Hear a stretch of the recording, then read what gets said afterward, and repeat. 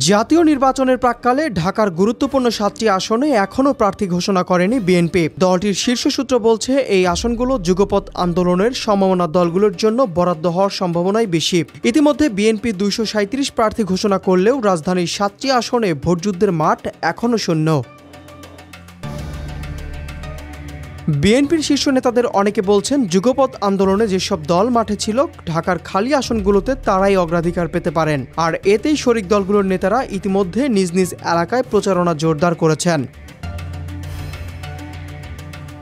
রাজধানীর সর্বাধিক আলোচিত আসন ঢাকা ১৭। দলীয় সূত্র বলছে, এই আসনটি বাংলাদেশ জাতীয় পার্টির চেয়ারম্যান আন্দালিব রহমান প্রার্থকে ছাড়তে পারে বিএনপি।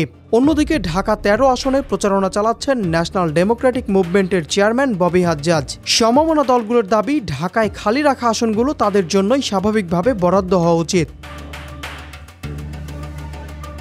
এই প্রসঙ্গে ববি হাজ্জাজ বলেন, জোটের প্রধান নেতৃত্ব বিএনপি থেকে বাকি যারা নেতৃত্বে আছেন তাদের সিটগুলো কনফার্ম করা হয়েছে। বাকি সিটগুলো নিয়ে আমরা এখনও আলোচনায় আছি।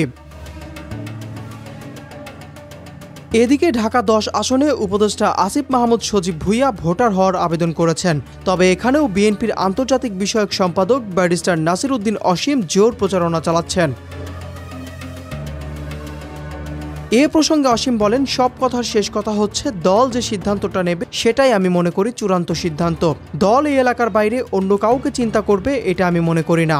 কারণ এখানকার নেতাকর্মীরা যারা আছেন তাদের একটা সেন্টিমেন্টের ব্যাপার আছে, আবেগের জায়গা আছে।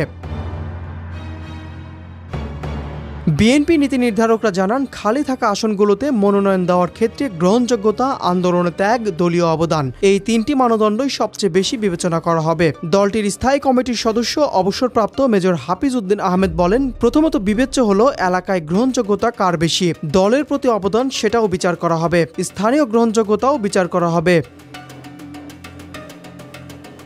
এছাড়াও ঢাকা ৭ আসনটি হেফাজত নেতা মামুনুল হকের কাছে যেতে পারে এমন আলোচনাও রয়েছে। অন্যদিকে ঢাকা ৯, ১২, ১৮ ও ২০ আসনে বিএনপির একাধিক মনোনয়ন প্রত্যাশী ইতিমধ্যে মাঠে অবস্থান শক্ত করছেন।